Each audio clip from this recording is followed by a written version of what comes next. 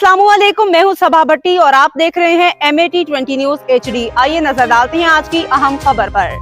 खबर शामिल करते हैं चंडीगढ़ से। ब्यूरो चीफ मुख्तार अहमद इंसारी की रिपोर्ट के मुताबिक DPO अब्दुल्ला अहमद का पुलिस खिदमत मरकज पुलिस तहफ़्फ़ुज़ मरकज ईसा एंड टेस्ट सेंटर का सरप्राइज विजिट। दौरान विजिट DPO ने पुलिस वर्क का जायजा लिया और शहरियों से पुलिस सर्विसेज के हवाले से फीडबैक लिया। DPO ने पुलिस खिदमत मरकज में शहरियों के लिए मुख्तलिफ सहूलियात की फ्राहमी का जायजा लिया। पुलिस खिदमत मरकज में शहरियों को 112 ऑपरेशन के तहत सहूलियात की फ्राहमी का जायजा लिया गया। तहफ़्फ़ुज़ मरकज में ट्रांसजेंडर्स में दीगर महरूम तबकात के लिए किए गए इक़दाम का जायजा लिया। ईसा एंड टेस्टिंग सेंटर में वर्किंग का जायजा लिया और शहरियों से ड्राइविंग लाइसेंस के हवाले से फीडबैक लिया। DPO ने पुलिस का सेल का विजिट किया, वर्किंग का जायजा लिया, शहरियों से फीडबैक लिया।